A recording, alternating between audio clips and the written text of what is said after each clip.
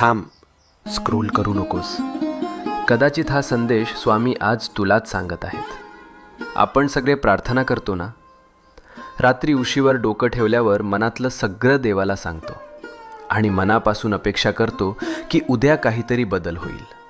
पण जेव्हा काहीच होत नाही तेव्हा मनात प्रश्न येतो, स्वामी ऐकतात का खरंच? ऐक, स्वामी नेहमी उत्तर देतात. फक्त उत्तराची वेळ आणि भाषा आपल्याला लगेच कळत नाही.